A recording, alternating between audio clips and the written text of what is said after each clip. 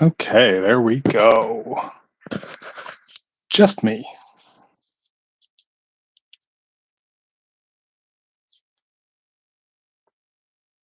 Is anybody out there? Probably not, because this is just a surprise. Let's see.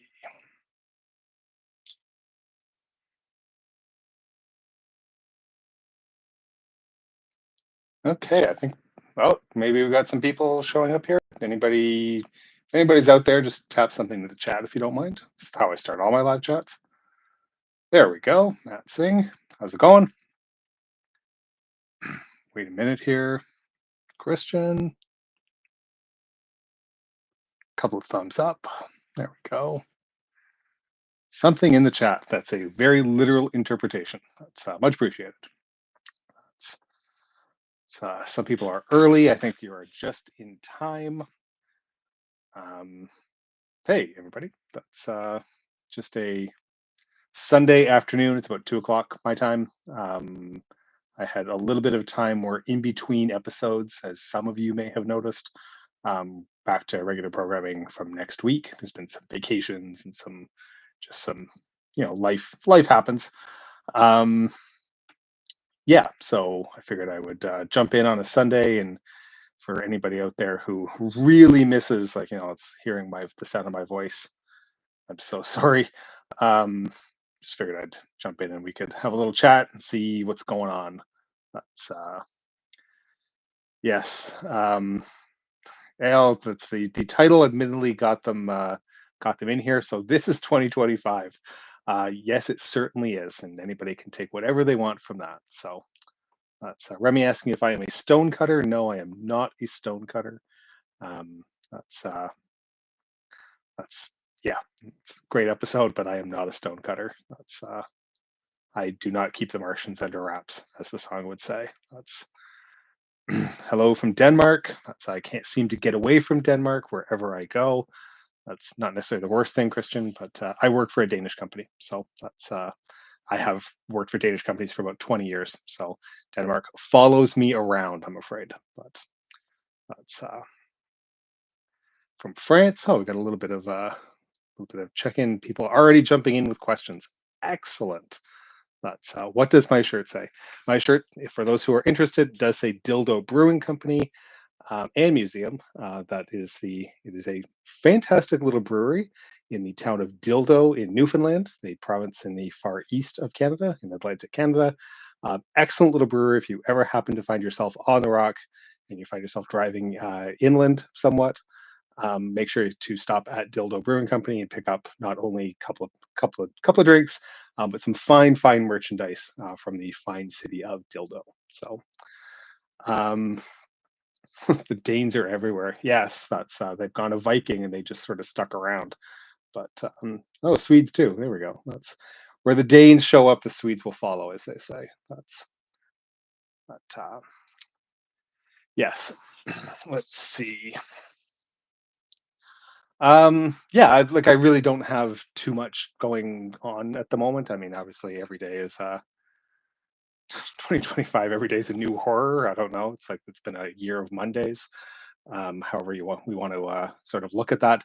Depends on your politics and how you view the world and all those things as well. But it's certainly been this has been I would hazard a guess this is probably one of the single most eventful years of my life, just in terms of how much anxiety it's possibly giving me as a Canadian. Um, it's unusual for Canada to be sort of on the direct front lines, shall we figuratively, literally, shall we say, like directly on the front lines of any sort of major international news story. And certainly Canada has been hitting the headlines more often and usually often for the wrong things at the moment than we are typically and historically used to. So it's been particularly interesting this year. So yeah, lots of questions. I will preface all of what we talk about today. These will be my viewpoints that I give. I am not going to give any really super political hot takes. I don't think that anxiety inducing is a necessarily a political hot take. Um, Change is difficult. But we'll go through a couple of questions from people and sort of chat for a little bit. I don't have too long today, but I did want to jump in and sort of, have a conversation. I haven't done one of these since, oh my God, since last year, since 2024, when everything seems so peaceful and normal. Um, let's see. Christian asking, well, stating that I'm familiar with the way Danish people are. I don't think that's really a question, but yes, I'm familiar with the way that Soren, because all Danish men are named Soren. That's my revelatory aspect for today. An earlier question from Leonard: will we be looking at the years of lead in Italy? Yeah, we will. That's how we're going to work that in. I'm not exactly sure if we're going to look at it as a years of lead episode, or if we like specifically, or if we work that into sort of reactionary movements within Europe. We've taken a look at least one in the U.S. with the Weather Underground. We've got a future one coming up on another. Um, um, That's the word I'm looking for, where violence was used. Terrorist group, depends. One man's terrorist, another man's independence movement. It's that type of appellate. I've got to be. I should be careful how I term that. But yes, we will be looking at the years of lead. And unfortunately, you all have to listen to my terrible Italian pronunciation, because that is a language I've never been able to wrap myself around. It always devolves into Spanish, which is like a default in my lizard brain. I've been told that my Portuguese always sounds super Spanish as well as a result. Um, yeah, so I will do my best when we get to that episode. So yeah, let's see. Moving my way down. If I miss questions and if you're really, really keen on it, I mean, ask the question again. If I deliberately choose to ignore it, please don't take it personally. There are some questions there are still some questions I refuse to answer for a multitude of reasons, which will remain my own. But um, do I think a trade war can cause World War III? I don't think yes. I mean, it's like Star Wars started this way. Like, Star Wars started with a trade war. I keep seeing that meme floating around of the opening crawl from the Phantom Menace. Terrible movie, but that opening crawl where in 1999, when I saw it in the theater, I sat there going like, this is bullshit. And then suddenly 2025, 26 years later, I'm sitting there going, oh, well, you know what? Maybe George had a point. Um, Trade wars can kick off and do all kinds of weird things, like any kind of event. I mean, that's the nature of history, is that it's like one thing, you think it's going to go some way, and something, the chance and happenstance, and other players like involved having agency. That's a really big aspect, I think, of what's happening right now, is that there are certain sides involved that forget that other groups have agency in all of these things. It's not, it's like do this, and then the other side or one of the other parties does that thing automatically. Like, agency is a really big aspect of this. Can a trade war cause a war, like an actual kinetic, like a hot war? Yeah, it can. Do I think that this is going to? I have no idea what's going to happen right now. Um, I think I think applying logic and reason to a what is fundamentally a situation that really doesn't have a lot of clear logic and reason to it, is really, it's difficult, it's dangerous, it leads to all kinds of weird predictions, and people like sort of looking backwards, like this is the series of events, so people start like basically retro applying ideas. Well, it's like, if we've done this and this, then it's like, we did this and this before, this must be the reason why this is happening. And I don't think that that's not necessarily what's happening either. There's, I mean, devoid of logic is probably the closest that I can get to it. I mean, that's my own take on this. So um, these are very interesting times, and there are students in 40 years from now that are going to have to be reading about 2025 and basically like going through the textbook and going, what in the Christ is going on here? I very firmly believe that part. So yeah, I mean, like, there's a really I don't know if that's a half-assed answer, or that's sort of my inconclusive answer. Do I think a trade war can cause a war? Yes, absolutely. Do I think this is going to cause it like World War III? I have no idea. There's a multitude of other things that could possibly cause World War III. This could be a giant contributing factor. Who knows? Um, we all tune into the news every day and sort of wait and see to see what's going to happen next because God knows. Um, yeah, 2025 feels like a bad sitcom at this point. Yeah, like that writing room really needs to just like be turfed and they need to find some new people. Like, I don't know, like I'd settle for the Big Bang guys, and I really didn't, I wasn't crazy about that show, but I'd settle for those guys coming in and writing 2025. That'd be fine. Um, Sitcoms are supposed to be funny. Yeah, exactly. So, um, were tariffs ever a geopolitical story during the Cold War? That's that's actually really interesting, and that's actually a question that I should probably have thought of, but you've gotten to it well before I did, Matt. So thank you for sort of triggering that. That I'm aware of tariff, like trade, obviously was happening. Tariffs were absolutely in place. Like this move towards globalization and towards breaking down trade barriers and whatnot really started picking up as part of the, I'm going to guess a little bit here, but it really started picking up steam during sort of the, the neolib sort of rise, like Reagan-ish era, and into like the 90s, into the 90s especially, like NAFTA being signed in 88, whenever NAFTA was signed. That was one of the first big ones. I mean, GATT, like there's a bunch of things that are happening with tariffs there, trying to break down like trade barriers. But the world during the Cold War, especially, was definitely a much more segmented, stratified place. Global trade was happening in blocks. Like, I mean, like you had like your Comic-Con countries. That's Comic-Con, not Comic-Con. Like, it's there's not a lot of cosplay of Brezhnev. Probably there is, but whatever. He thought furries were weird. Tariff, like the tariff thing might have been happening, like certainly it's part of like what was driving like economic integration in the EU, or what became the EU. But in terms of North America, there's a slow move that starts happening in terms of like working on tariffs and breaking those down. But the really big push that happens is I want to say like that really starts picking up in the 90s with the globalization. Once the Cold War had ended and there was a much greater open markets across the world, there weren't these power blocks that were being driven by politics and ideology necessarily, versus like free for all trading, like wherever you could get stuff.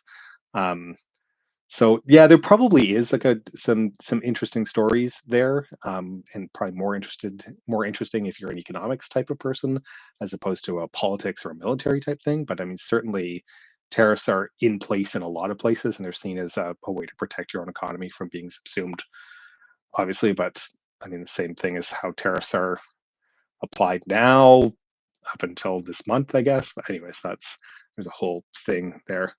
Um, Here's okay. This is the real hard hitting question here. Do I prefer crunchy or smooth peanut butter? Crunchy. Like there's no alternative to that. Crunchy is absolutely the answer to that.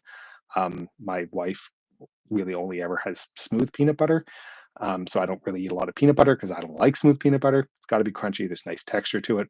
Yeah, it hits my ADHD brain just right. So that is the hard hitting question that you've all come here to see. So thank you for that. Let's see. Greetings from Porto. I've never been to Portugal, but I hope to someday. Um, we'll get there. From Marcel in Russian, Bryansk. Привет. Uh, let's see. Seth, like glad to see me that I haven't been on in a while. It's been 2 weeks. Like, we'll be back next week with a what I think is going to be an absolute banger of an episode, and then we've got a whole string of like things coming up. So we're just there was some vacation time with the production team and whatnot. So that's absence makes the heart grow fungus. So that's yeah. Oh, this is an interesting question. We ever considered a war on terror channel or something close to contemporary after the Cold War? We've talked about, I mean, sort of, we do episodes on sort of post Cold War conflicts. The challenge is like when you start getting into GWAT, the Global War on Terror, and like a bunch of things. It's hard to get a really good view, like historical view. I mean, there's a lot of historians history doesn't become history to a historian until it's probably 20 to 30 years old, which, sad to say, I mean, global war on terror is certainly hitting the beginning of that is certainly within that realm of the 20-year mark, which, man, that makes me feel old. But but it gets really difficult to sort of get a really sort of a broader perspective and a broader view, because the fallout from these things is still, we're still directly living that. That's one of the big things with like history and proper historical analysis. You need a bit of distance usually. Um, we're going to keep doing episodes where we look at like sort of post Cold War um, events and ideas and thoughts and whatnot. Because obviously, like the cold, like history. I'm going to bring up the old joke. I mean, it's despite what Francis Fukuyama would tell you, history didn't end in 1989 or 1991. It kept on going, and like there's this post Cold War stuff that really only exists because of the Cold War stuff, which is that continuity events thing. But we're going to keep doing it that way. What happens um, when we wrap this channel eventually at some point? I really don't know. I mean, that someday this could be the my last thing, like my last breath on the internet and on YouTube, and you'll never see or hear from me again. Which, from some of the comments that we get, some of you might be, hopefully not you guys directly, but there's probably some people out there that would be very happy to never hear or see me again. So that's do I believe the USA will strike Iran? I have no idea. Again, logic and reason, they do I think they should? No, like I mean, I believe in the sovereignty of nations and the independence of nations, and I'm not a warmonger. I'm not any of those things. What will happen? I have no idea. I Yeah, I have no idea. That's going. Yeah, I don't want a war. I'm at this point in my life where I'm not draftable anymore. I'm too old. I'm too fat. I'm too broken. I'm not being sent off to war unless things go really really bad. I'm not going to war. But I have kids. I have a 20-year-old and an 18-year-old. Um, I don't want a war. I don't want anything like that at all ever. I don't want that here in Canada. I don't want that anywhere in the world. I sit and I watch the news and you know basically so many places now, and it kills me. Like it really is just like it's gutting to see anything like that. That's not usually a particularly emotive person, but that's it. It really hits home even more when you have kids. I mean, anybody who's a parent out there will hopefully sort of understand why it hits home that much more. So, um, this is an interesting question, and it's less about my answer so much as what we're expecting to see from this. Did I find anything interesting in the new JFK files with regards to Cold War history? I haven't looked at them. There's thousands and thousands of pages. I have a full-time job and I'm doing a bunch of other stuff, both for the channel and for my own independent research. I don't have I haven't taken the put the time and the effort in to go looking through all the new documentation that's come out. There are historians out there that are a much better versed in terms of like all of the background material that's there, the material that's already been released, like directly from the primary documents, and they're going through it, and whatever new stuff that is going to come out from that, I'm sure that's all going to come out. Is there going to be a literal smoking gun? Is there going to be some giant bombshell? I don't think so. I would be very very surprised. There may be some new nuance stuff that comes out in terms of the relationship between JFK and the CIA, between JFK and the mafia. Like there's all the different parties that always keep getting drawn in. There may be some more nuanced stuff that that we're able to glean a bit more information from in terms of that. But I don't think this is going to be like, yeah, like it's we absolutely know that it was a conspiracy and that like gentlemen like X, Y, and Z. These are the three that like conspired to do this, and it wasn't like Lee Harvey Oswald and the book suppository, as the Full Metal Jacket would have you believe. Um, yeah, like I think it's an interesting, for anybody who's interested in the process of how history is made, how history is done. It's a question of like going through that documentation and comparing it to what we already know. from previously released documentation and making those comparisons. It's never about it's very rarely that that you walk out of the archive with like that single sheet of paper and it's like this is it. We've solved what this is. That's every historian has we have dreams about these things that you find that special document that proves your case. I mean, I had that happened to me last summer, and it's a document that everyone's known about for a long time. It was just new to me, but I walked out of the archive going, "Yep, this is it. This is exactly the piece that I needed for the argument that I was making and the piece that I was writing at the time." And it's a great feeling, but I don't think we're going to get that with the JFK stuff. There's still a bunch of stuff that's redacted there. Um, there's other documents. Anyways, there's a lot going on there. That is a really sensitive subject for a lot of people as well. Not the least of which is the Kennedy family, who are still trying their damnedest to keep a lot of that documentation in the Kennedy Library from ever coming to the eyes of the public and the historians, at least until that the next two generations of Kennedys have passed on and they're no longer sort of in the, pardon the pun, but in the firing line. So yeah, that's interesting. That's a great question, and I apologize if it's my answer is less about the question so much as sort of revealing how the sausage is made in terms of how historians do their work. So yeah, let's see. Moving on a little bit. Oh, that's an interesting question. We do a video on Idi Amin's rule in Uganda during the 70s. I'd like to. I don't know what public interest is going to be like in terms of um, Idi Amin. That's such a certainly goes a long way to help explain why Uganda's continually been I was going to say a hot mess, but or problematic, but where there's this situation where there's been constant rebellion and whatnot, and a lot of that stems out of the Amin years and whatnot.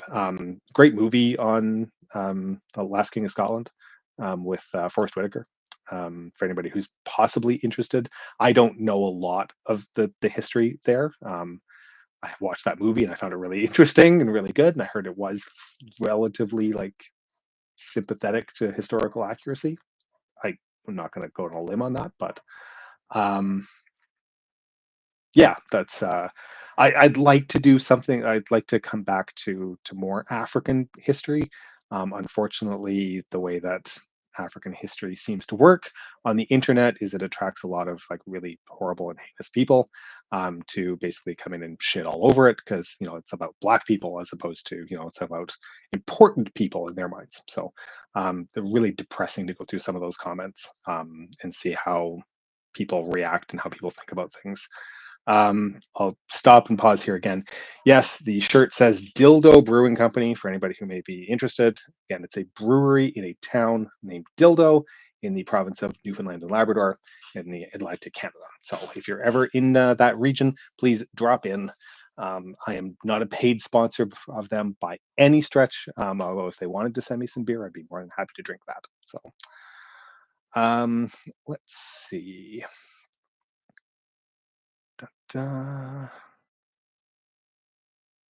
Sorry, I'm just moving on here.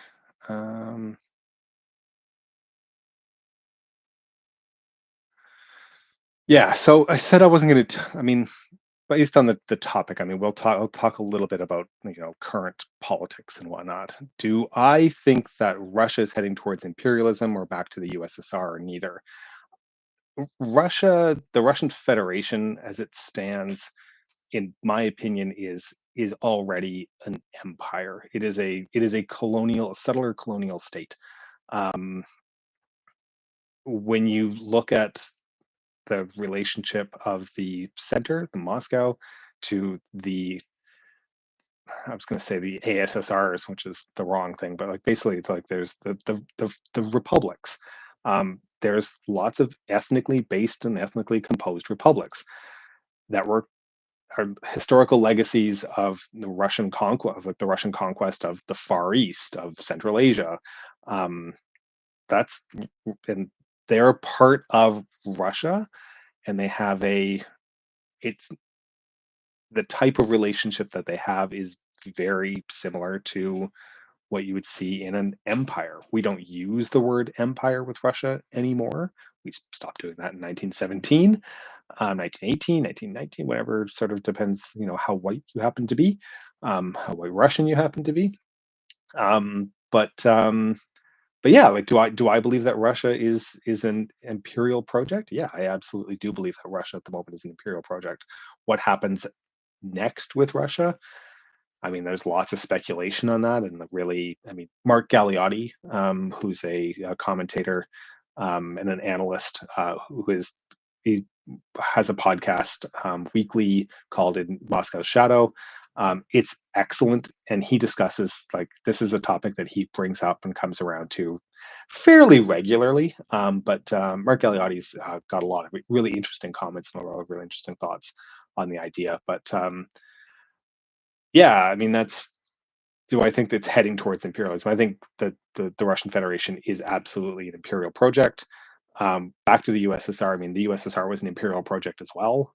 They're both empires. They might not use the word empire, but they fit the definition of empire. That's my semi-educated comment to that question. So, and there's lots of people that don't agree with me, and that's fine.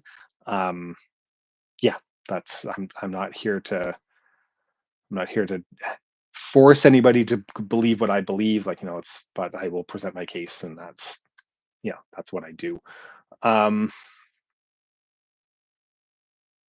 that's well, this is an interesting question. How do I, as an American, we'll come to that. How do I, as an American, perceive the European Union's will to move towards independence from the U.S.? I'm not American. I'm Canadian, um, which will, color and flavor like the rest of this response. Um, I think that absolutely Europe and the rest of the world that has been somewhat aligned to the U.S. have come to the realization that the U.S. is no longer. I'm going to use Mark Carney's word. That's the current Canadian Prime Minister. If anybody's curious, the United States is no longer an ally to be trusted anymore. Like, agreements that have been in place, agreement for decades, agreements that have been in place since the first Trump presidency, have been declared effectively null and void, based on capriciousness, on whim, like whatever that happens to be.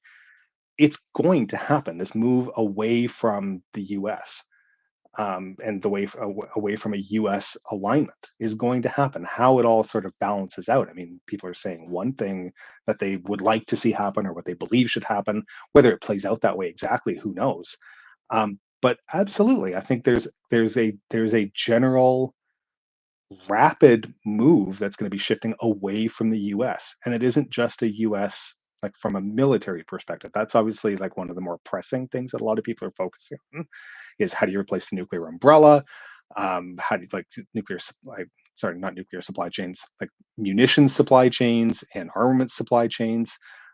There's been so much interconnectedness, um, that trying to move away from that is going to be difficult. And it's like, there's a lot of hollowed out militaries all over the world, but Europe and Canada are, very big shining examples of that. There's going to be some massive increases in defense spending, to move away from, relying on the US, who, as I said, is no longer a trusted partner.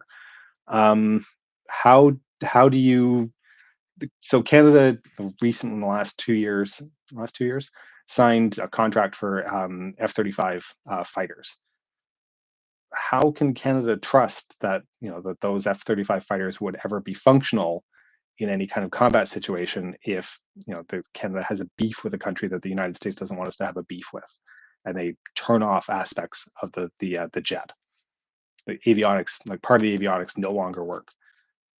That's not a reliable partner. Like, there's going to be a shift away from this capriciousness. Like, that's the word of the day, kids. It's going to happen. So, whether everybody gets away, from the US, whether some people stick around, whether some people are forced to stick around, however that works, there's a we are the what are the words that I saw? Like, it was very, very succinct, and I'm going to paraphrase this and butcher it somewhat, but the global order, the post Second World War global order, that lasted for 80 years, has been completely shredded, and there's a new order that's being formed, and what that's going to look like, people can take guesses, but we really don't know what that's going to look like, and it's once it how it takes shape and what events are going to occur between now and then that help form that. So, but that's again, that's welcome to 2025. So, um, yeah. Let's see. Let's come back to where was I? There's lots of questions here, and you guys are way ahead of me here. So, you guys are asking way more questions than I can answer because I like to talk. So, holy geez, that's a lot. I don't even know where I was. That's there I am. Um,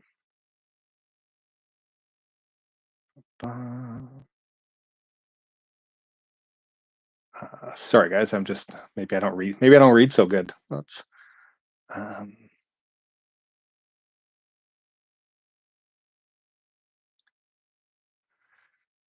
Stuart's making a comment. Current time, and it's a comment, and it sort of builds on what I was just talking about. The current time seems to be driven by poor understanding of history, or even a historical. The U.S. government seems to be failing to understand what history has shown us. I don't necessarily know that it's a failing to understand what history has shown us so much as just ignoring it. That's for the policy. I would say that that's from the policy making side. It's being ignored for whatever reason, and that will hopefully come out in papers and whatnot, signal chats later, where all this comes out, where we get a better understanding of what the decision making processes look like, what the end goal has seemed to be. In terms of the public, that in terms of a wider public that's receiving this, I would agree that I think there's a very poor understanding of history, the hollowing out of education programs across a lot of, I'm going to include Canada in this, certainly, like across, certainly in the United States and certainly in Canada. We have a poor grasp of our history, and it's not necessarily that it's a poor grasp of, like, this is what happened in 1917, this is what happened in 1932, but what does that all mean? It's the understanding of what the impacts of events are, why things have happened. I think that's where the really poor understanding comes from. I have seen more historians yelling in the last 3 months that, like, of just generally, what the fuck? Like, it's like, why are we ignoring X, Y, Z? Um, and historians who are, the specialists in the Depression, who are specialists in the interwar period, specialists in the Second World War, like everybody's like sitting there, specialists in the Cold War. All of us are sitting there going, like, it's like, we've seen all this before. What are you doing? Why are you doing this? May what you study as a specialty never become, like, it's like relevant in the present. Like, that's a reality. Like, it's like, if you study pandemics, like, it's medical historians. So if you study pandemics, oh good God, why are measles back? Like there's, yeah, like, that's, may your specialty never come back around. Um, yeah. So yes, I think that's a very Stuart, that's an apt statement, an apt comment. Um, let's see, moving along. Um, this is interesting. How strong is Canadian nationalism? Canadian nationalism is a really weird thing, in that we don't tend to be super rah, rah, nationalist, patriotic. I mean, we're Canadians, we love our country, etc. Um, there's been a lot of really poor, not poor, there's been some really negative histories that have emerged, over the last 10 years, certainly over the last 15, 20 years, like how settler colonialism, perpetrated what really should be called a genocide, of the Indigenous and the First Nations, peoples who owned this country and who lived in this country before colonizers, from Europe came. There's been a lot of really ugly histories that have come out, and there's been a lot of soul searching among those who want to soul search about it. There's been a lot of, like, it's like, say, denial on the part of people who don't want to. But being Canadian, what does being Canadian mean? That's been a constant refrain for, certainly in my life, for 30 years. What does being Canadian mean? Is it just a passport? Is it there's a special set of things, and it depends who you are. Like, it's a very big country with a fairly low population. We're very spread out. So regionalism comes into play here as well. What does it mean to be Canadian if you're from Atlantic Canada? What does it mean to be Canadian if you're from BC? What does it mean to be Canadian if you're from Quebec? What does it mean to be Canadian if you're First Nations or Indigenous? Like, there's some really complicated relationships here. But what I cannot believe, and for the first time, and certainly in my life, and I mean, I was talking to my mother, who's in her 80s now, about this the other day. Um, we don't recall ever having seen all of the country this united in purpose and in common idea of being Canadian. The joke that sort of runs around is that if you've managed to get, it's like the Anglos, the French, and the Native and Indigenous people to all basically back Ottawa and back a single pro Canada message, you have really done something wrong. Because this is a famously low key but famously fractious set of peoples. Um, yeah, like, it's Canadian nationalism is growing as a result of a direct external threat. I mean, that's really the reality of it. And there's lots of people out there that are like, and I've heard it myself. Lots of people out there are saying it's like, oh, the United States is never going to invade Canada. This is never going to happen. It, why is the threat even being made? Why is this being serious? Why is this being talked about with any level of seriousness? Like, it's wild. Yeah, that's but as a result of those threats, whether they're serious or not, they're being taken seriously, and the country's really coming together in a way that I've never seen before. It's actually really quite fascinating to watch. There's going to be lots of sociology papers and history papers and all kinds of stuff that are going to be written about this in years from now, when I will be dead and not able to read them. So that's yeah. Let's see. Moving along. More questions about, well, I'll hit the question because it might come up again later. Do I think Trump will invade Greenland, Canada, Panama Canal? This sort of ties into what I was saying before. I have no idea.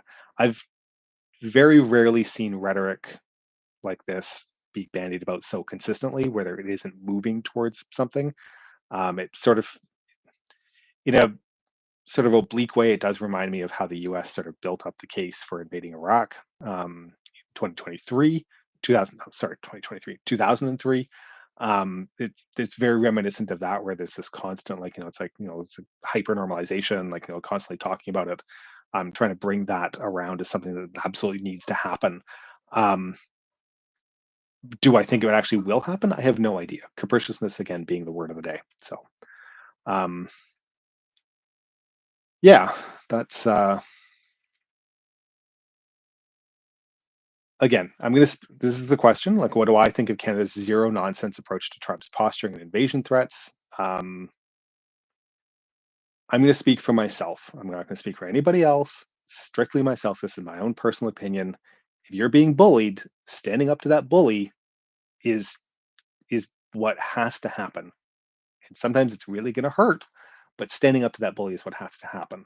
We're already seeing it where countries that are trying to take a more diplomatic means to it simply have the goalposts shifted. It happened to Canada actually initially. We pointed our fentanyl SAR, and we put helicopters across the border, et cetera, et cetera. And we did everything that was asked of us, and the goalposts still shifted. I mean, I'm going to curse here, so I mean, if there's anybody with small children like listening, I'm going to curse here in a second, so you've been warned. Fuck off. Like, that's really what this means.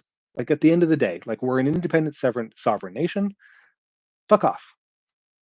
Go, it's like, do what you want to do within your own borders.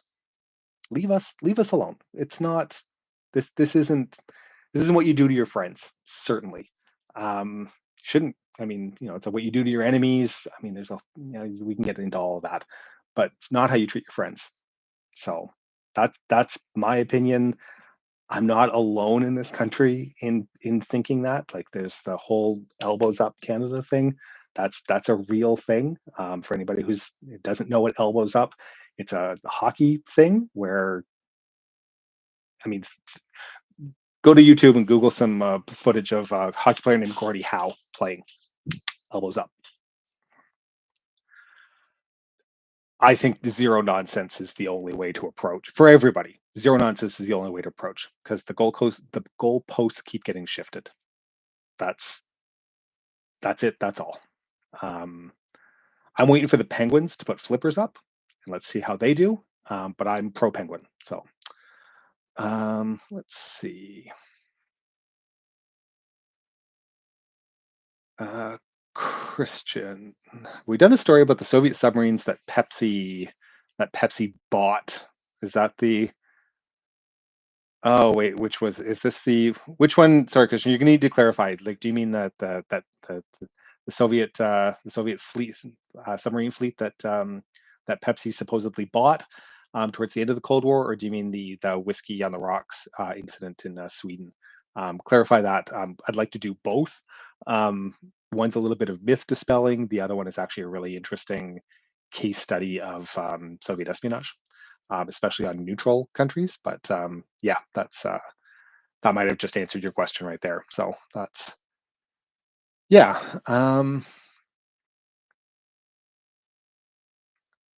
Stuart, is there a space for an episode about Fukuyama and the end of history? Yeah, absolutely. In my brain, I almost have it that that's going to be the final episode. That'll be the sign off. Is the end of history, the end of Cold War history. Which I mean, I was there.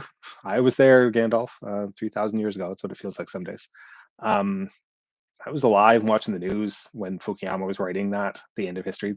That's genuinely what it felt like, the triumph of liberal democracy and the end of, like, it's like the end of like hostile politics. That is really genuinely what it felt like um, for a brief moment. Um, that's sort of how I'm playing with it. That maybe we'll do Fukuyama as like the final send off. But yeah, we'll definitely like address the whole Fukuyama thing because I think that's still 30 years later, 35 years later, and that essay still keeps coming around and around and around in conversations. It's pretty good actually. So um what countries do I think would be interesting to visit for Cold War stuff? All of them. Like, this is the amazing thing for me. This is one of the amazing things about the Cold War. There isn't a there isn't a place on earth where Cold War history doesn't touch, where it doesn't involve itself, even at some places a whole lot less, some places a whole lot more. But the Cold War is constantly presenting itself as a as a as a piece of history and as a piece of thing, whether it was politics, whether it was culture, whether it was economics, anything else. Cold War was ever present everywhere in the world. I don't think there's a place you could go anywhere and not search out something to do with Cold War history. Whether I can convince my wife to go with me to go see it, that's a completely different question. The answer is no. Countries would I like to go to specifically? I'd really actually like to go to Poland and Eastern Germany. There's bunker complexes and abandoned airfields and all kinds of stuff that are still sort of like that are there. I think that would be absolutely, from that perspective, I think that would be absolutely fascinating to see. Um, I'd like, I mean, I've, I'm, I'm cheating. I've got like a map behind me, and I'm sort of looking at the map and trying to think. It's like, oh, like they're making me pick. Like it's like a couple of places to go to visit. Um, I mean, Europe is a really big thing. I would love to go to Korea, and I'd love to get up to the DMZ and check that out. I think that would be absolutely fascinating. Korea is to me is still one of those like key pivotal moments. That's where the Cold War one of those that was one of the key moments where the Cold War became the Cold War as opposed to the prelude to another hot war. Um, I think that would be absolutely fascinating. I'd love to go to Cambodia and Vietnam for a multitude of reasons, but there's lots of Cold War stuff going on there. Um, I mean, Afghanistan would be really interesting. That's a I don't know if I'm ever going to be able to go to Afghanistan proper, but I mean, I probably missed my window. But yeah, I mean, I can if someone's willing to pay my way, I will go pretty much anywhere in the world. There's almost no place in the world where I wouldn't go. Because could probably toss some comments like in there, some fairly weird and oblique like places, and will find some places that I probably would choose not to go to. But I like traveling when I can.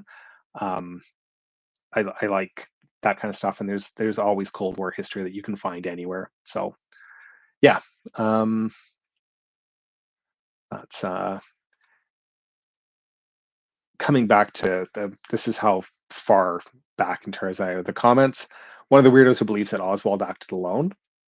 You're not alone in that. I mean, that's until I see evidence, until I see proper evidence to the contrary, Fabian. That's exactly what I believe. Oswald acted alone.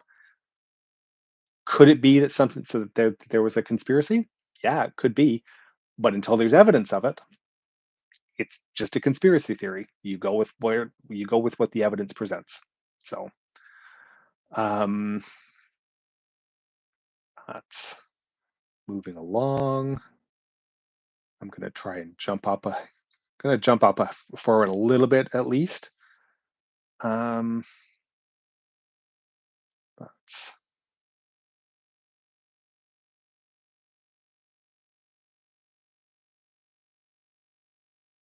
favorite examples of poorly thought out policies instituted during the Cold War.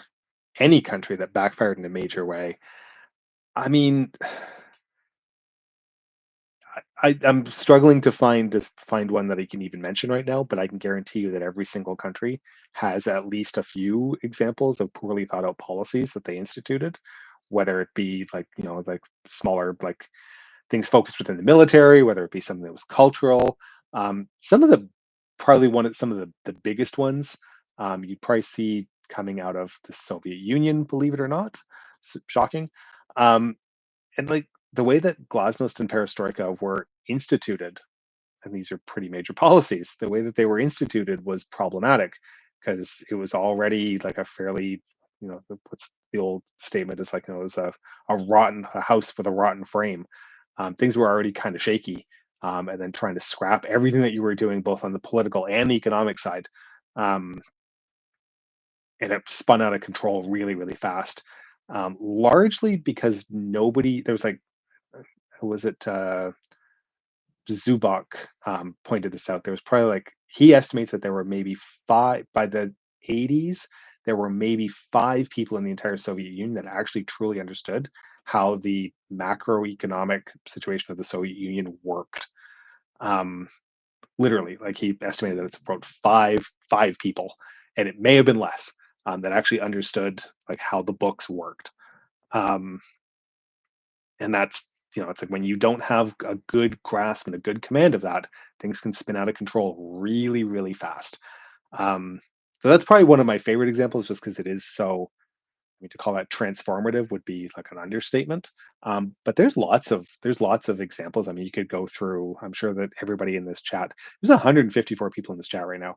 I'm sure that there's 154, different examples that could be presented as like, terrible policies, um, that people could suggest. The U.S. strategy towards Cuba has been awful. Um, yeah, but anyways, that may be more like related to like how they've continued to treat Cuba after the Cold War, as opposed to during the Cold War itself. But I think it was a pretty shitty response during the Cold War too. But we're actually going to get to that in a few episodes. So um, yeah, let's move along here. Thank you for that question. That's yeah, Stuart with his response. It's hard to think of a policy that didn't backfire. I mean, there's lots of stuff going on in there, obviously, but yeah. Um, let's see. This is interesting because I was actually just having a conversation with a friend of mine earlier this morning, actually. Were the former satellite states, and I'm assuming you mean the former Soviet satellite states, more or less like colonies? There's a lot of nuance there. No, in a lot of ways, they weren't really like colonies. They were still independently led and independently with a degree of latitude and independence in terms of action. When you actually start looking at the details, those satellite states were certainly under the thumb of Moscow. But depending on who is in charge in Moscow and exactly what the specific situation is, that thumb could be either very firm, and Prague Spring and Budapest in 1956, very firm, and it could be very hands off, depending. I haven't read it yet, but there's Dr. Daniela Richterova she's an intelligence historian of, I think she's Czech, or if she's not Czech, she's Slovak, but she's done all of her work from the Czechoslovak secret police archives. And she's done an incredible amount of work in illustrating how the Czechs, even after Prague Spring, basically pursued their own independent, intelligence gathering operations and their own lot of like a high degree of independent latitude um, in terms of how they were able to act. Um, with Moscow completely aware of what was going on, but not really caring as long as it didn't interfere with what Moscow was doing. Yeah, that's Theodora Dragostinovna. She's a Bulgarian historian, has done something similar in terms of Bulgarian economic policy, using economic and cultural policy to foster and build Bulgaria as an independent actor through the Cold War.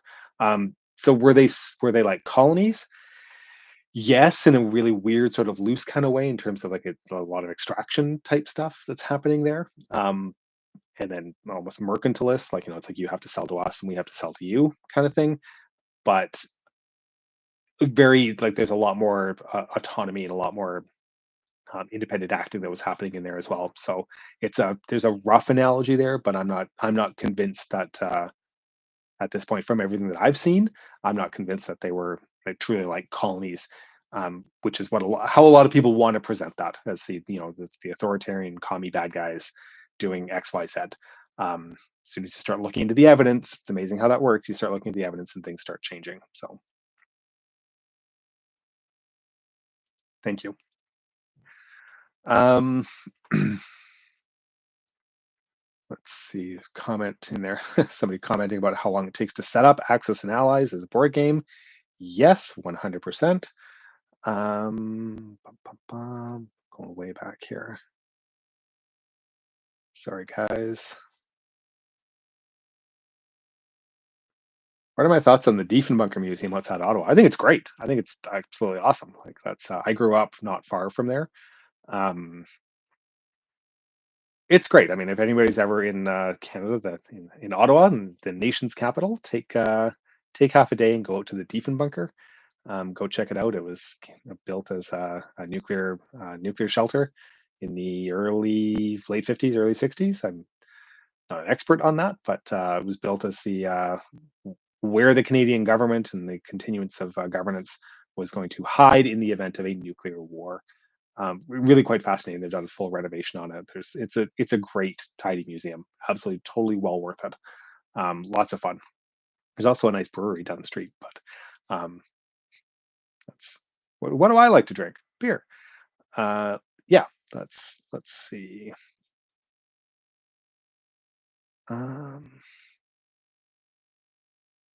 Sorry, just going through a couple of questions here.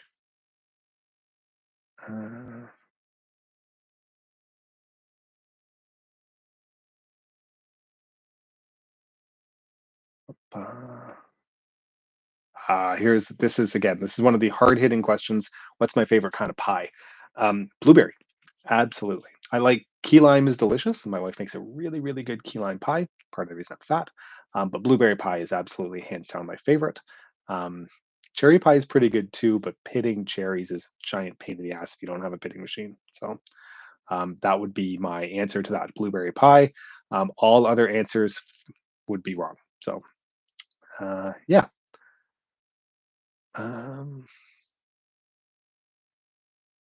Let's see. There's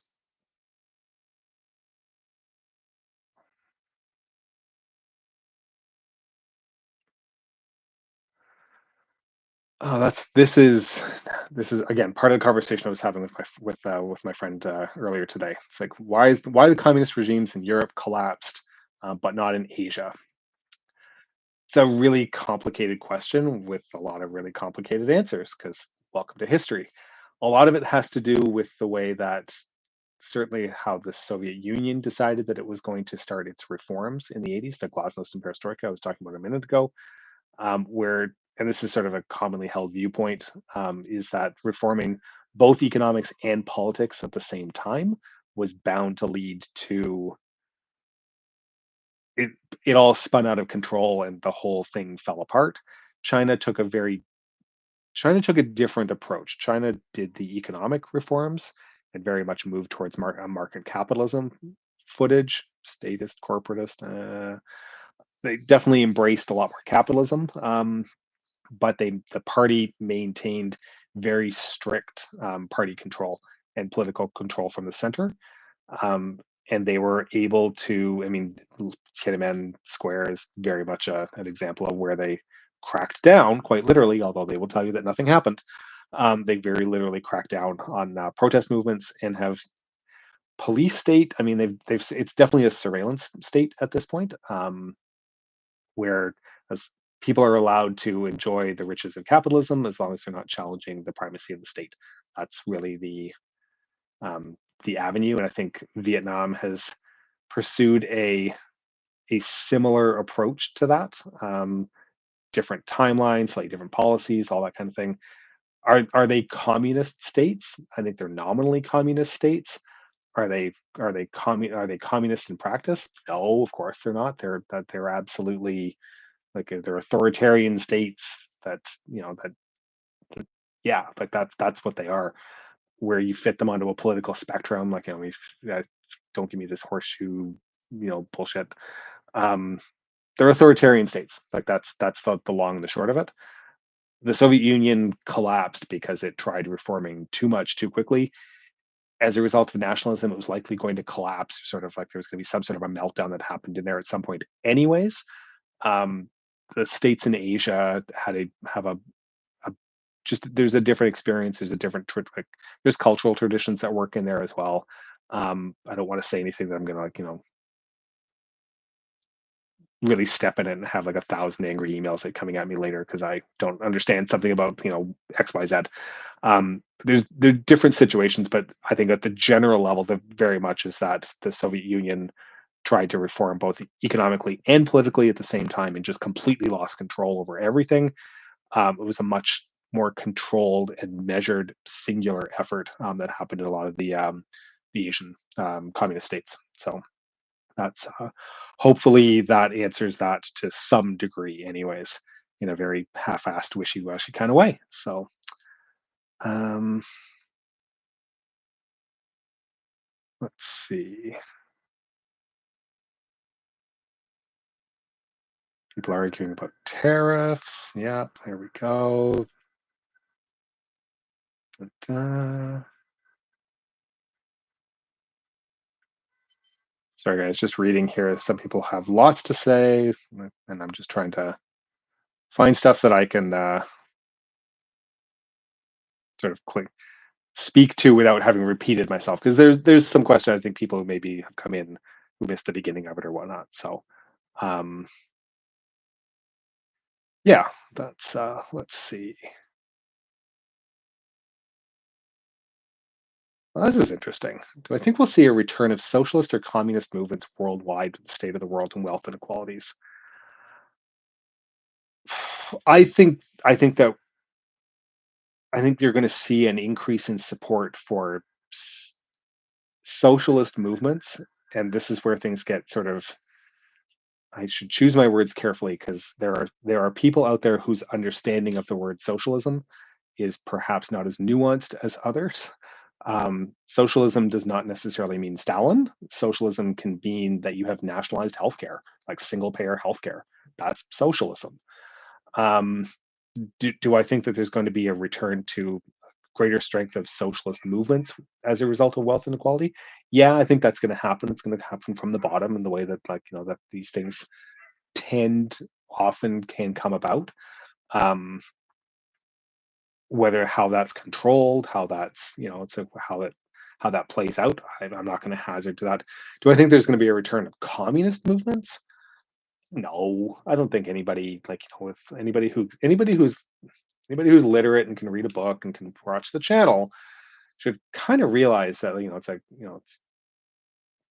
it doesn't communism's anyways. That's it's not that it's a bad idea. It's just that it doesn't work in practice. Like that's really at the end of the day. Like there's sort of hybridized models where it's like can't be like pure capitalism where it's like the this idea that only the rich survive and everyone else can die a horrible death, or it's like you all have to work for the state and it's saying you have no freedom of choice or expression, et cetera, and there's an authoritarian state telling you what to do. That's not an answer either. Like somewhere in the middle, it's there's that terrible word, a centrist. Oh my god. um do I believe in a lot of concepts of socialism? Yeah, like I believe in things like single payer healthcare. Like I believe that that government controls and whatnot are beneficial. Like environmental controls are beneficial to the people. I mean, these are shouldn't be controversial based on what we've seen like through history. Finding, is it always perfect? No. It's like are there ways to improve things? Yeah, like absolutely. But it's like there may be some flaws somewhere in the system, so tear it all down. That's a really bad thing too. I will say this, and this seems to be the sort of the perfect opportunity for me to say this: government is not a business. That government should not be about making money. And I use the post office as this perfect example. The post office should not be revenue neutral. The post office should not be a money making, like a profit center. The post office is a service. It is there for citizens to be able to take advantage of and to use. And it's beneficial to the people because it's like mail can go out and the written documents, and like there's this transfer of information that's happened, and that type of thing. The post office, like government is not a business. Government is there to provide services to be taken advantage of by the people and the citizenry, and gets paid for from your taxes. And there's good things to pay for, and there's possibly some more questionable things to pay for. But at the end of the day, like that's my take on this, is that um 40 years of neoliberal thought has really put us into a fucking mess. So that's because there's some good ideas in neoliberal thought too. It's not all a disaster, but there's always a couple of people that take things too far, and that goes on both sides of the spectrum. So that's welcome to centrism again. I'm gonna have a bunch of people like unsubscribing now. Um, yeah, let's see. Just a second. Um, just moving through some more questions here. Uh,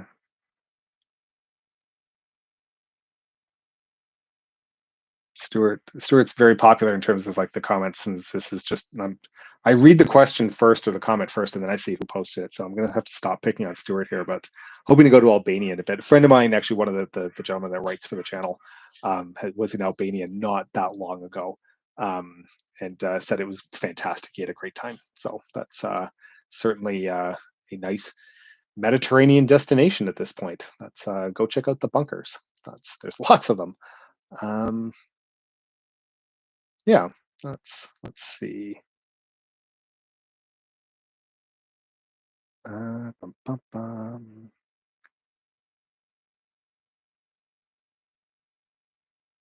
Yeah, there's people making kind of like putting out suggestions of poorly thought out policies, and a lot of them have to do with the Soviet Union. But I don't think that there's too many.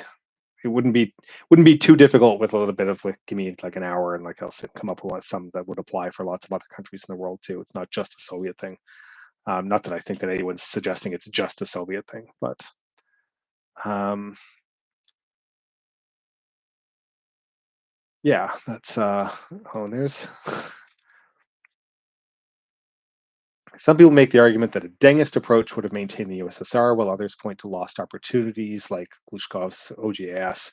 Do I think either of would have worked? I would need to look at what Glushkov's OGAS to be able to comment on that. That's something I'm not familiar with at the moment.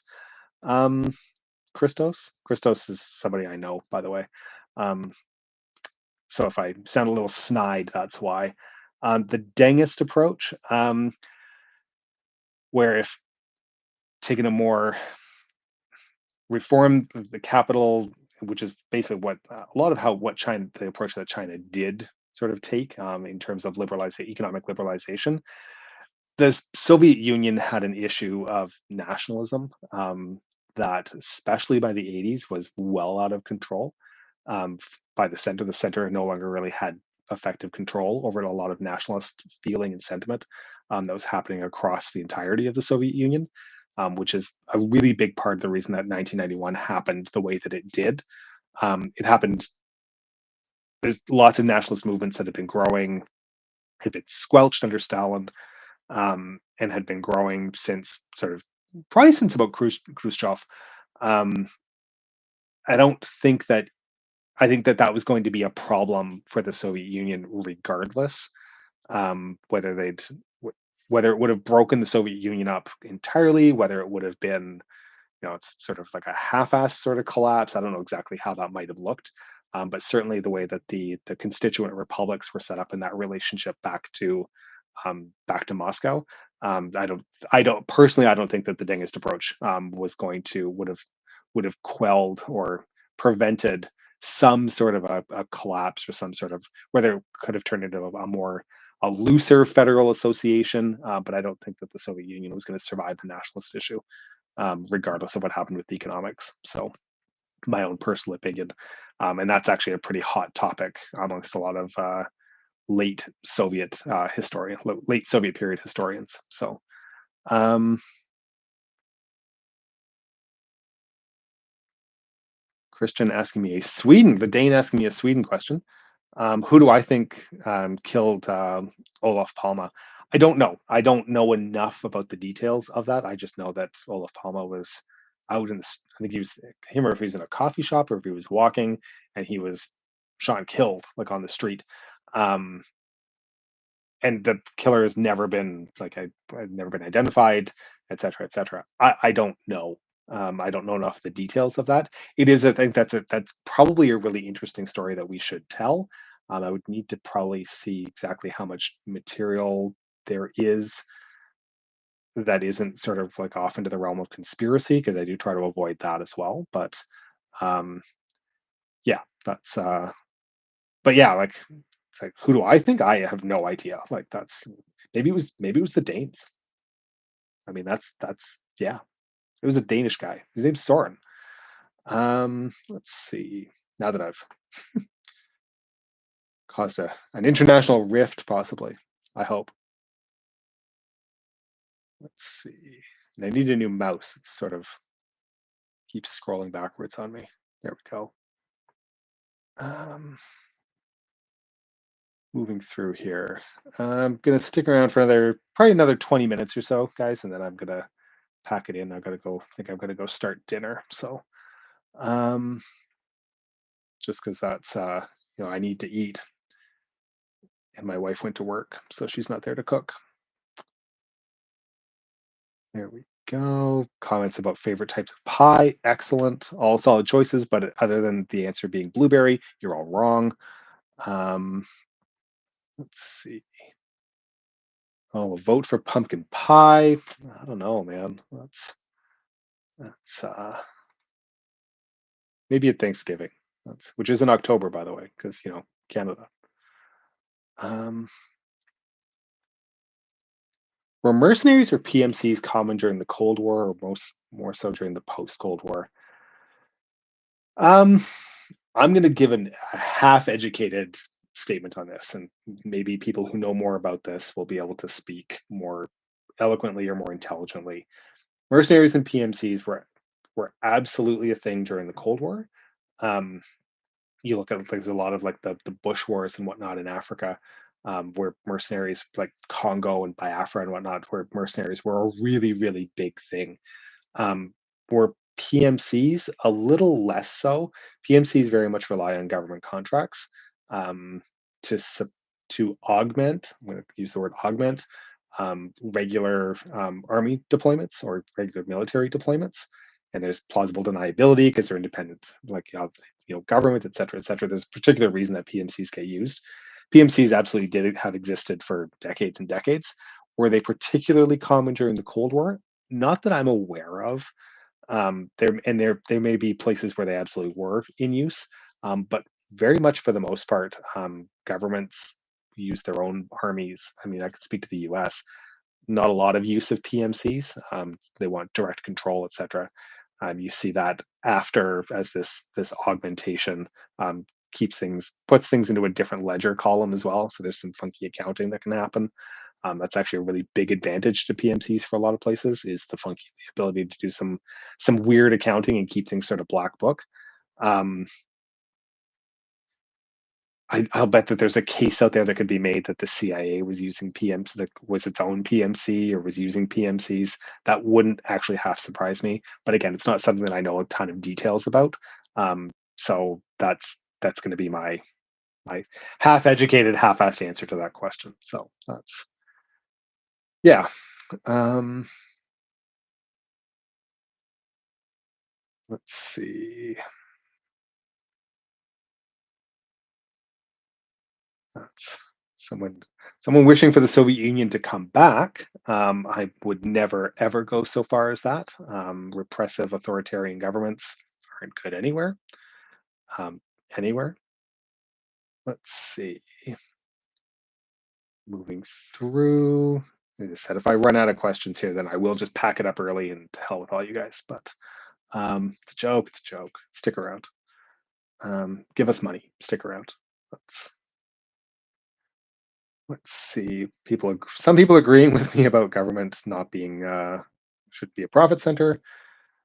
Thank you. That is a hill I'm willing to die on, possibly quite literally, depending what happens in 2025. So, um, let's see. How has climate change affected the Cold War and post Cold War? I mean, climate change is there's lots of deniers. Like, doesn't take very far like to go online and find a bunch of climate change deniers. Climate change is absolutely undeniable. That's I mean, I and if you do deny it, then I don't know what to tell you. Like to me that's willfully ignoring the data as it's presented. Like that's you you're not following the evidence. Climate change, like examples of climate change during the Cold War, I think the Aral Sea is sort of one of these huge examples um, of uh, the impact of climate change and of disastrous economic policy. And there's a whole bunch of things happening in there. Um, Acid rain, like I mean, for any of us who were alive in the 80s, like the idea of like acid rain was pernicious. It was like that was the cover of Time magazine. It was this thing that was all over the place, and you'd see it in the pictures of forests being devastated by acid rain. And steps being taken internationally, like there's a broad consensus based on the scientific evidence that was being presented. This widespread like evidence of it's like putting in pollution controls and making acid rain go away. We don't talk about acid rain anymore because people looked at the evidence, people figured out what was causing it, people figured out what they need to do to stop it, and an international consensus was reached, and that happened. The ozone layer is another really good example of that. That was something that came up certainly in the late in the 80s again. That CFCs, chlorofluorocarbons, I think I'm saying that right, from like aerosols and whatnot. Very much like this thing though. There's an international consensus. People looked at the data. People looked at the research, agreed that it was accurate and true, believed the scientists, and took actions to ban CFCs. And we don't really talk about. We should be talking about it more because there's some issues, but so we don't talk about the giant hole in the ozone layer that's killing Australia. That they can go back to just octopuses killing them now. So that's my dig at Australia because there's probably not too many Aussies on right now. Um, so yeah, I mean the climate change is actually a really interesting sort of like idea of that even like in the 80s when things for a period in the 80s things were really frosty between the east and the west. Um, and there's still lots of scientific exchange and lots of scientific uh, ideas and consensus that was happening regardless of what ideological ideology was happening at that time. So it's actually like I should write that down and actually like put to get that together as an episode. I think that might actually do really well. Um, yeah, that's people arguing about the post office. Okay, that's fine. That's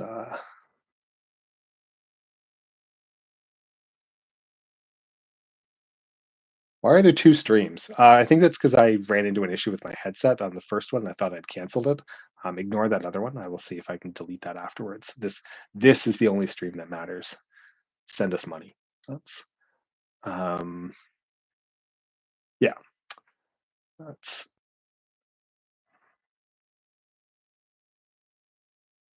people asking questions about tariffs and creating a new Cold War. As I said at the beginning, for anybody who may have missed it, do I think that tariffs could cause a new Cold War? Yeah, possibly. Do I think they could cause a new hot war? Yeah, absolutely. Do I think that they could go away at some point? Yeah, I don't know. Like that's everything is so capricious right now. Word of the day. That's um yeah. Let's see. Um, so yeah, that was answering an old question. Coming back here. Sorry, guys. Just bear with me. As always, bear with me. Certainly, for anybody who have extra money lying around, this is the perfect opportunity to, of course, pledge undying fiscal loyalty to us. Um, or, toss a couple of bucks if you like what we do. Would be much appreciated. That's, yeah, it's a joke.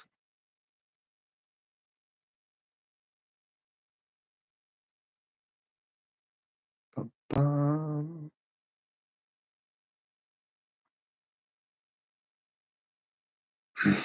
This is a comment from Al. From one frustrated American to a Canadian, wishing nothing but the best to my family up there, up here. Thank you, Al. That really, I think there's a lot of enmity that's being created right now, and there's two things happening in Canada right now. There's a conscious knowledge that there's a lot of Americans that don't agree with the current policy and policy directions that are being set from the current administration, and they're supportive of people who like countries and other nations that have been their allies for decades, centuries in some cases. Um, that's there's very much an awareness of that, but by the same token, there's also this awareness that whether whether 40% of the country, 50% of the country is opposed to it, these things are still happening. And that's the reality that we live in. So and I don't mean that this might sound like I'm shitting on you a little bit, and I'm not in the slightest. I really do appreciate the sentiment, but to understand why Canadians remain upset, angry, that's the reason. It's very much this. It's like we're glad that there's lots of like people out there that are supportive of us, or the penguins in the Herd Islands, or whatever it might happen to be. Um, but yeah, like that the reality is that we seem to be a country that's under threat, um, regardless of who supports it or not. So yeah, that's just sort of as an explanation for it. If you are ever online and you see a little bit of vitriol or anger that's directed, there's a there's something very real to that. Um, so yeah, let's see.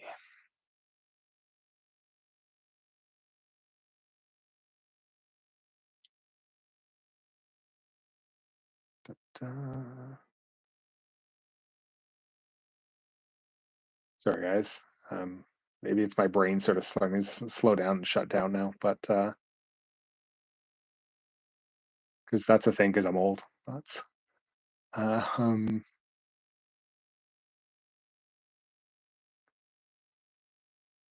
just moving along.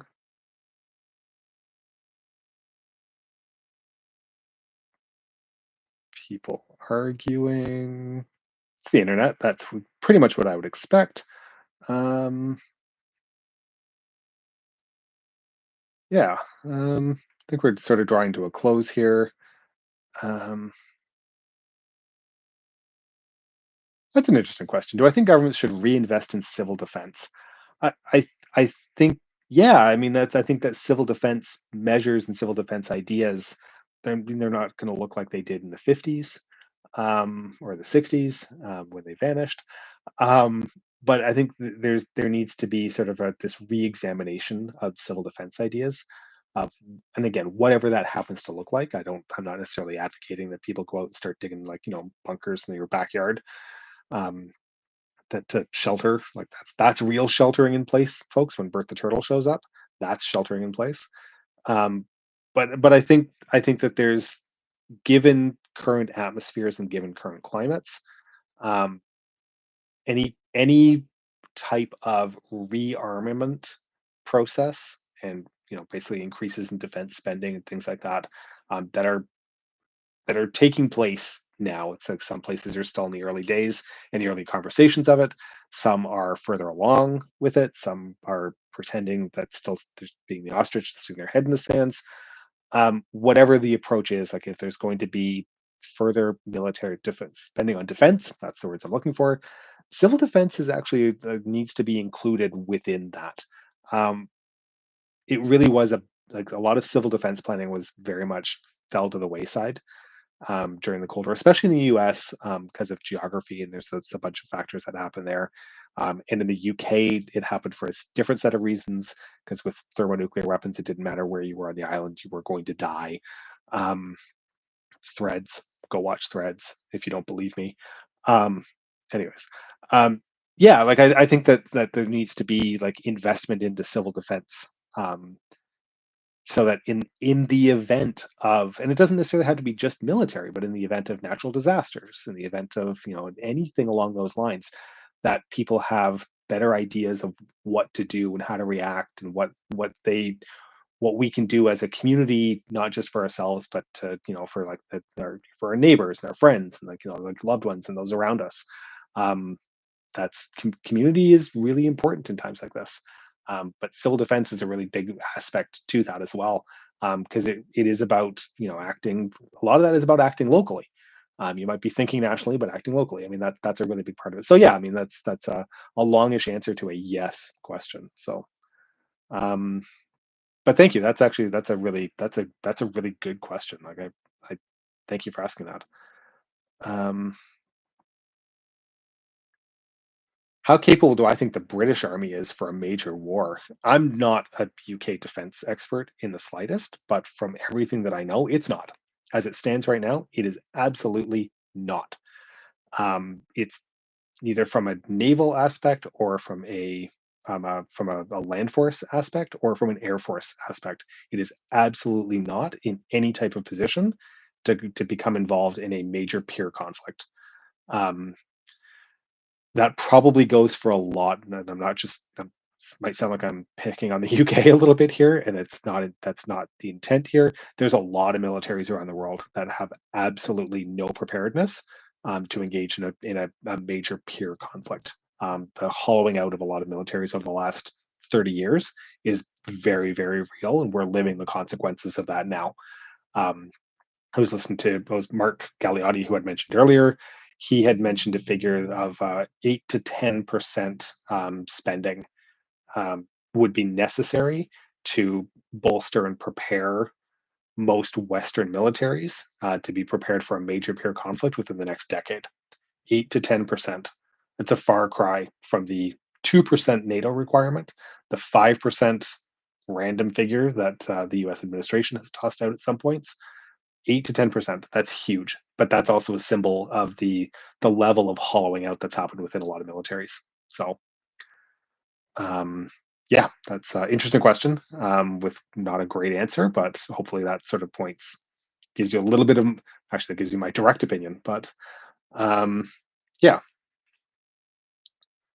uh, uh, Mark McDonald with a donation. Thank you very much. I really do appreciate the donation. That helps keep us going. It really does. Like, even like a few dollars here, whatnot. That really does. Like, we have a. It's not just me that does this. There's a production team. We have writers. I mean, that's we all have. Most of us have full-time jobs, and we do this on the side. But all of this costs money, whether it's equipment, whether it's buying books, whether it's just time for research, like any of those things. So any kind of contribution really does really means a lot. Thank you. That's We do this because we love it. It's not about money. We do this genuinely because we really enjoy doing it. But a little bit of financial thing on the side is kind of nice too. So that's enjoy a coffee. So that's basically what I can probably buy thanks to inflation. So thank you. That's much appreciated. Um, Probably going to do one more question here, and then I will be having to go and start food preparation for dinner. Um, C Scoop again. There's a cash donation, like a donation. Thank you very much. That is hugely appreciated. Thank you. Um, let's see.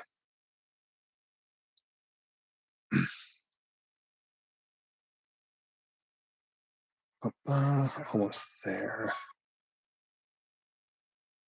Now, I'm going to end this on a kind of a softball because that's sort of the state that I'm at.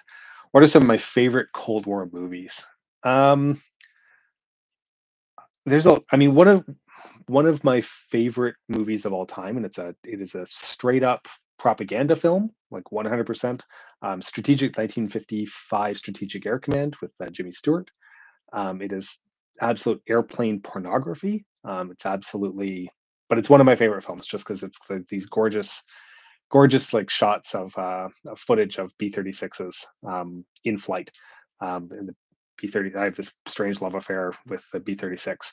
Um, that's one of my favorite movies. I think it's actually available to watch on Internet Archive. I don't think it's a super high res download of it, but if you're wanting to watch it, if you're interested, go check it out. It really is a little bit of fun. And really, just if you like watching airplanes fly around, absolutely gorgeous. Threads is one of my, oddly enough, Threads is one of my favorite Cold War movies.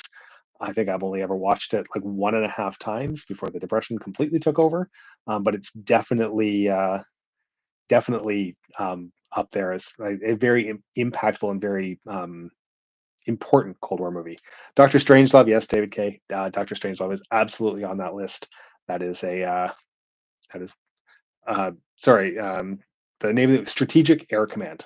Um, Doctor Strangelove is one of the greatest movies ever made. Kubrick certainly at his finest. Uh, Fantastic movie. Really, again, like kind of dark, dark humor. Like it speaks to me. I really do quite enjoy it. Um, War Games. I think someone mentioned War Games in there. War Games is a lot of fun. It's a great movie. Really is quite enjoyable. It's Matthew Broderick and Ali Sheedy, I want to say. I was always team Sheedy. So um, yeah, War Games is great. The Hunt for Red October is still one of my favorite movies. That's a movie that if it's happens to be on TV as I'm sort of like clicking around and I see that, like it's like, yep, like it's like, doesn't matter if there's like, doesn't matter what else I was doing that day. That is like, until that movie's over, that's what I'm doing for the rest of that. Is I'm watching The Hunt for Red October. Sean Connery at his finest with his terrible Russian accent. David K, thank you so much. That is hugely appreciated. With the donation, thank you very much. Really beats a lot. Um, yeah, there's a lot. I mean, sort of feel a little bit put on the spot there. The Third Man is excellent. The Spy Who Came in from the Cold. I love Bond movies, even the bad ones, maybe especially the bad ones. I love Bond movies. Like they're fun in a dopey, stupid kind of way. But I mean, Roger Moore is my Bond. I know lots of people will be like, oh, he's terrible. Like, Sean Connery, whatever. The Bond that you typically it's the Bond that you grew up with is your Bond. Like, Roger Moore movies were like what I grew up with. So I love that level of camp and sort of kitschy like schlock. Lots of fun. Um, so certainly like those are great. Those are lots of fun. Goodbye Lenin is a not major in the Cold War, but it's certainly about the immediate post Cold War. Goodbye Lenin is a fantastic movie. It really is.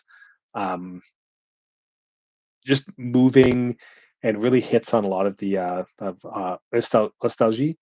where this this softness, and there's this you know looking back, looking backwards, and like reminisces. Um, the Lives of Others is another absolutely fantastic movie. Certainly well worth watching. It Movies are really interesting in that you can watch it if you watch a movie that was made during the Cold War. There's a case to be made that it's a Cold War movie because it's reflective of the society that's being made in, and a lot of what it's talking about. You could, based on that, like Spies Like Us, which is a Dan Aykroyd movie from the '80s.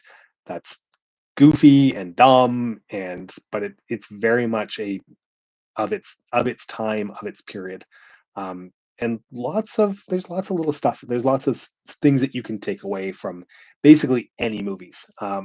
Full Metal Jacket is one of my favorite movies. It's not a Cold War movie, but it's Vietnam. I mean, that's so there's an argument that could be certainly made in terms of it being a Cold War movie.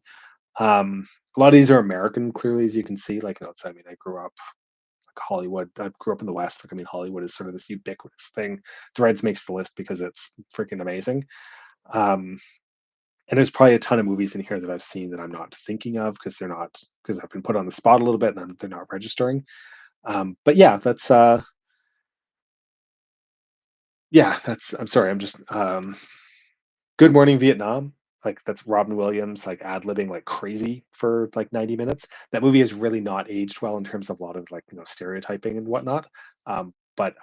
When that movie came out in 1986, that was oh my god, like that was that was my introduction. That was actually the first introduction to the Vietnam War that I'd ever really knew about. There was a TV show called Tour of Duty. I'd seen episodes of that when I managed to sneak in to watch that when my parents weren't like look around or looking.